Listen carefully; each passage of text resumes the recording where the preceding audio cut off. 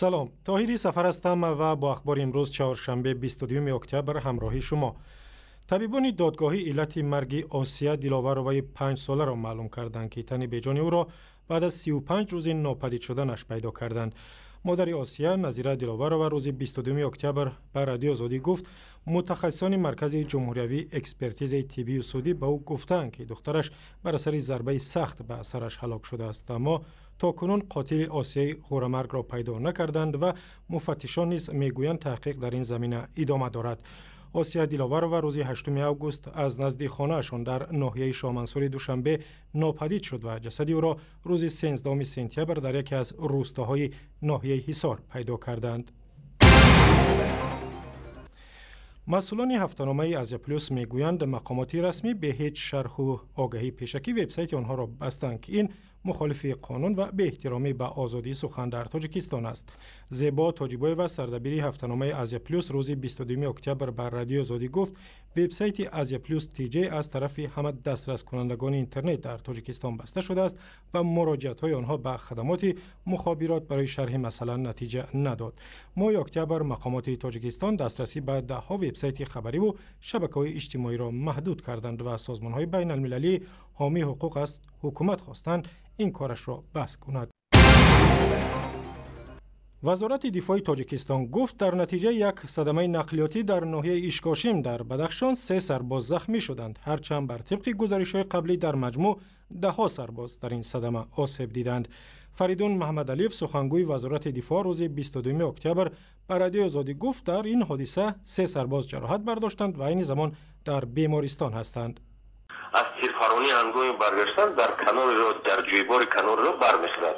автомашин خدمتی که در اونجا 17 نفر هستند، 3 نفر جراحت سبک جسمانی می‌بردند، باقی مونده همش در خدمت هستند. هم 3 نفر در همون بیمارخانه ناحیه ایشکاشیم خودمون هم خسته را می‌گردند.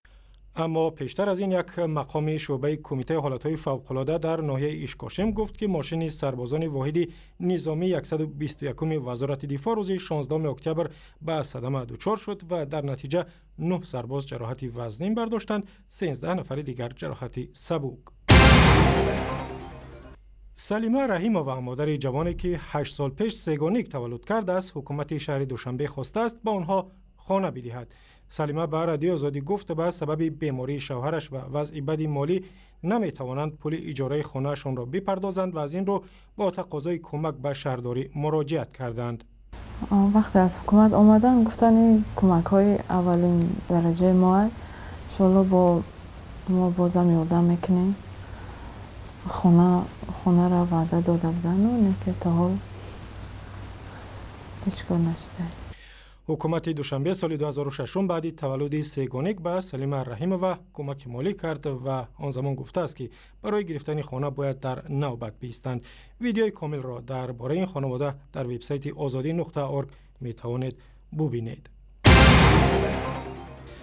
یک سیاستمدار قرغیز که با رفتارهای عجیب و غریبش مشهور است خود را خلیفه آسیای مرکزی اعلام کرده و گفته است که فرمان تعیین او را به این مقام ابوبکر بغدادی رهبری سازمان افراطگرای دولت اسلامی داده است. نورلان موتویف که در گذشته برای تقلب مالی در قرغیزستان به زندان محکوم شده است در صفحه‌اش در فیسبوک چنین ادعا کرد خود او هیچگاه به سوریه و یا عراق نرفته است. مقامات قرغیزستان گفتند که بیانیه‌های نورلان موتویف را جدی نمیگیرند ولی نظارت دارند که او از حد نگذراند. و اخباری از این هم بیشتر با گزارش‌های دیگر در وبسایت رادیو آزادی، در صفحه‌های ما در فیسبوک، توییتر و یوتیوب و هم زمینه مخصوصی رادیو آزادی برای تلفن‌های همراه.